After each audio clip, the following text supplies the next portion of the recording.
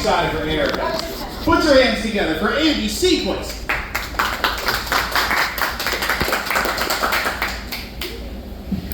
You wait your turn. Oh man, so yeah, you heard Dave. I want to give thanks to Dave for doing the friendly comedy. Thanks to Third Street Cigar for helping us. Great to come out here.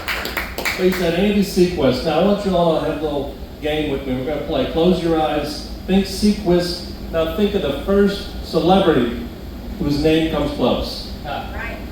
Ryan, right? Fuck that motherfucker.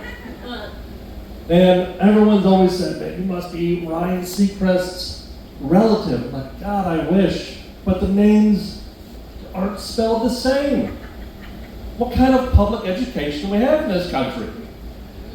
I wish it would almost be like if this was a Wheel of Fortune. There's no wheel, there's no game, there's no cash or prizes. It's like the Wheel of Misfortune. If you spin the wheel, I don't even have letters up behind me. I put in fucking numbers. You're like, hey, I'm like, ooh, sorry, that's negative $500 for me. But I tried to apply for Wheel of Fortune. It's pretty simple. The people on there, they're not very impressive. I just add this little tidbit where it says, tell us something about yourself that we wouldn't normally know. And I start typing, and I start going off, and I start ranting and go, for 25 years, you were on the fucking show with the singers. And everyone's been just constantly, and then next thing you know, I get, I'm sorry, sir, we're no longer accepting applications. So, sorry to disappoint you, won't see me on there. But it's Wednesday, middle of the week, everyone feels the hump day, right? You gotta have that dopamine somehow. Sometimes it's coffee, some people use cocaine.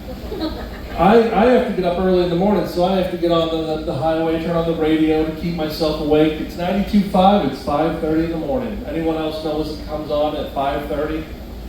It's War of the Roses. Anyone have an idea what War of the Roses is? Yes. Yes! Do you love the show? I don't listen to the podcast, but I miss it. Well, let me just give you a quick little update. Okay. So it's always some couple, usually it's the woman, she calls the radio host and they say, hey, I have my significant other, I think is cheating on me. Then they trick the guy, they call him, 5:30 in the morning. I always think that's odd. The phone rings at 5:30 and they go, hi, we're here to give you some free roses. And they buy it, hook, line, and sinker. Like, well, who would you like to send it to? And they're like, he's not going to say his wife. He's like, not my wife, Brittany, I like to send them to her. And then the woman's on the other line, and she's got the phone muted, and you can tell the wife's just having the worst day of her life. And to me, it's just Wednesday. I'm driving to work like, my life isn't as bad as yours. Go fuck yourself. But that's how kind of, like dark humor. That does make me a little upset for her, but not really. So we talked about the last name. Let's talk about something else. Sometimes we don't get to choose our nicknames. Anyone have any nicknames growing up? For me, it was Andrew. I had Andrew, I could pick Andy. But when I was a young man, I moved up north. And the further north you go, it's like the further south you go. People get super nice and hospitality. And they said, well, I'm sorry, in this relationship family circle, there's already two Andrews. There's one Andrew and there's one Andy.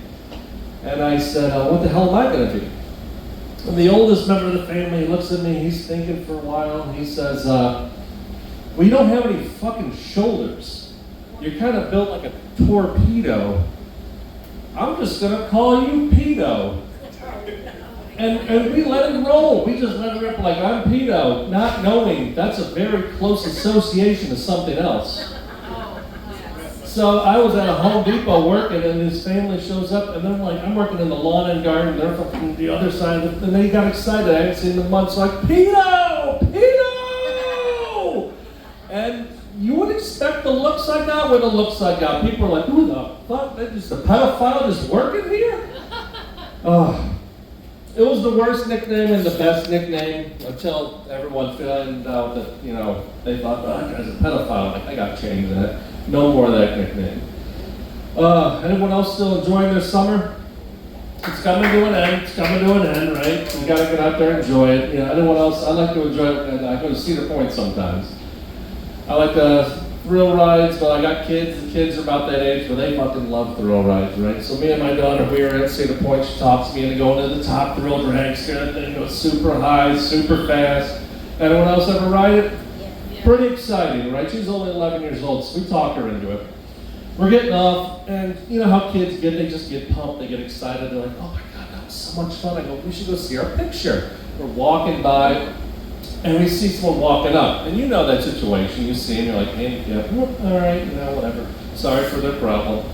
But I understand why we get on the ride, until I look again, and my daughter looked again, and we both look at each other, and you have that moment of realization you both are thinking the same thing. That's a fucking blind person. I go, when the hell did blind people start getting on roller coasters? Like, maybe if you weren't born blind, but if you were born blind, there ain't no way in hell. There is no Braille at Cedar Point where you see people walking around like, no, it's too tall. Just go on to the next one. So I'm thinking, all right, why the hell? There's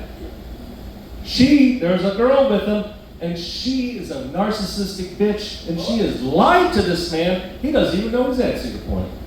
She totally told him something else. So I got it convinced in my head. I'm kind of telling my daughter, I'm like, that guy doesn't even know where he's at. She goes, what do we do? Well, I'm not one to go up and be all aggressive. So I said, what we do is we just cautiously wait here. We wait for the picture to show up, see if you had a good time or not. And you know that guy didn't have a good time. The whole time he's like, Gah! Because she fucking lied to his ass, and we caught that straight up. Man, so a little bit about politics. I don't really like to joke about politics, but the news always does provide. And I don't know if you see, I like to watch the nightly news. That this story, it was the dumbest story about where our taxpayer money goes. So Chuck Grassley is a fucking senator taking our tax dollars.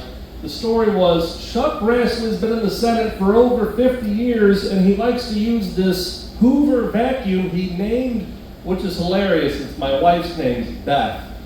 And the vacuum finally died. For 50 years, we're giving a shit about this guy vacuuming with a fucking 50-year-old Hoover, and the fucking country's in the goddamn dump? Give me a fucking break. All right, guys, thanks so much. It's my time.